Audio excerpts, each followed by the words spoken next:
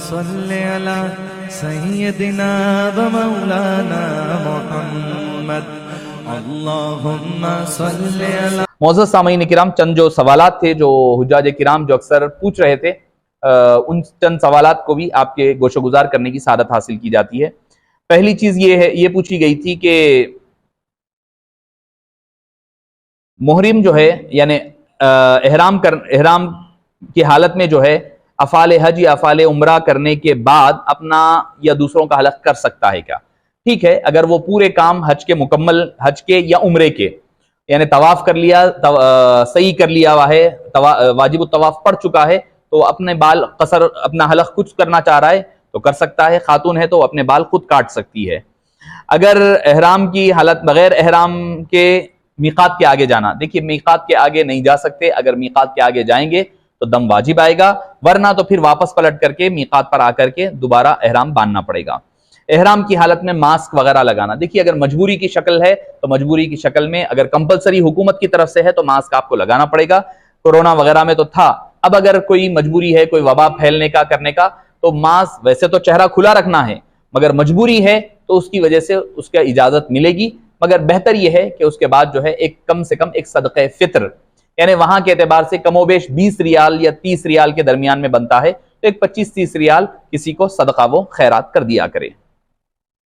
एहराम में शैम्पू या साबुन उसका इस्तेमाल करना जायज नहीं होगा, उसके इस्तेमाल से परहेज करना चाहिए, क्योंकि उसके अंदर खुशबू हुआ करती है। अलबत्ता कोई ऐसा तेल वगैरह है जिसमें खुशबू ना हो, जैसे जैतून वगैरह का तेल है, बशर्ते कि उसमें कोई आर्टिफिशियल चीजें नहीं मिलाई गई हो, तो ऐसे तेल को इस्तेमाल कर सकते हैं, वरना तो ज्यादा खुशबू वाला तेल वगैरह भी इस्तेमाल ना करें।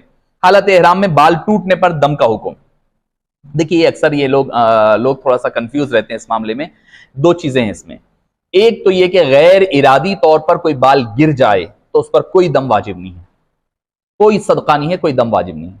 भाई मेरे बाल अगर खुद ब खुद झड़ जाएं, अच्छा कई बार ऐसा होता है अपने एहराम पे बाल दिख जाते हैं, तो उससे भी कोई मसला नहीं, आपको मालूम भी नहीं है ये आपका ही है या कोई बाजू वाले का था, किसका गिरा है बाल आपको पता नहीं चलता। पहली चीज, गैर इरादी तौर पर अगर कोई बाल टूट जाए तो उस पर कोई हुक्म नाफिज नहीं होता। अलबत्ता यह है कि कोई जानबूझकर उखेड़े, उखाड़े, निकाले तो उसके ऊपर दम वाजिब आएगा।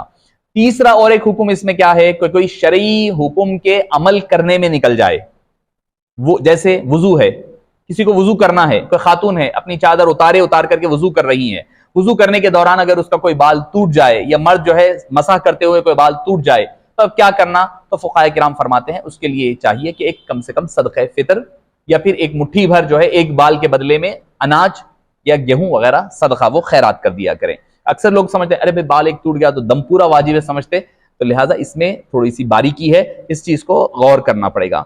एहराम में बालों के बाद हिस्से कैंची से इधर उधर से काट लेना बिल्कुल जायज नहीं है, एहराम मुकम्मल नहीं होगा अहनाफ के नजदीक, ऐसे शख्स के ऊपर दम वाजिब आएगा। और हज में रमी और कुर्बानी में तरतीब है क्या? हाँ, तरतीब लाजिम है और तरतीब वाजिब है, पहले रमी करे, उसके बाद कुर्बानी देना, उसके बाद एहराम उतारना होगा। एहराम की हालत में मास्क पहनना जैसे मैंने अभी आपके सामने जिक्र कर दिया हूं। अच्छा, इसके अलावा हालत एहराम में बीवी को शहवत के साथ छूना और बातें करना यकीनन ये जायज नहीं है।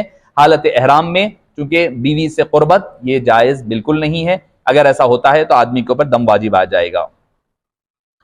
हलक करवाने से पहले कपड़े पहन लेना तो ठीक है, अगर उसके 12 घंटे नहीं गुजरे हैं, आधा दिन नहीं गुजरा है, तो उसके ऊपर सदक़े फितर वाजिब है। अगर आधा दिन गुजर गया तो उसके ऊपर फिर दम वाजिब आएगा।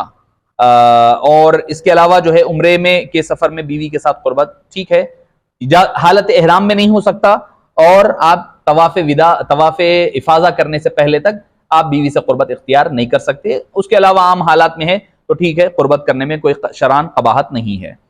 और कोई किसी को आदत है नाखून खाने की तो नाखून खा लिए तो अच्छा, तो ये तो आदत है ही बुरी कि कोई नाखून कतरने की, काटने की आदत है, तो ये आदत बुरी है, इससे परहेज करना चाहिए। अगर वलो बिलफर्ज कोई शख्स ऐसा है जिसने अगर सारे नाखून काट लिए हैं जबानी तौर पर दांतों से, उसके ऊपर दम वाजिब आएगा, उसको दम देना पड़ेगा। और हालत एहराम में दम देने के लिए मक्के में खुद मौजूद होना जरूरी है, मक्के में मौजूद होना जरूरी नहीं है। अगर कोई हालत एहराम में कोई गलती हो जाए, कोई दम वाजिब आ गया हो किसी के ऊपर।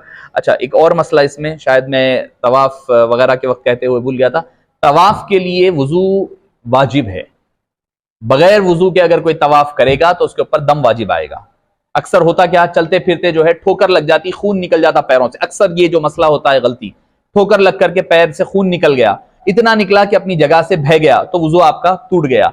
आपको वुजू कर करके दोबारा आपको वहीं से तवाफ मुकम्मल करना पड़ेगा।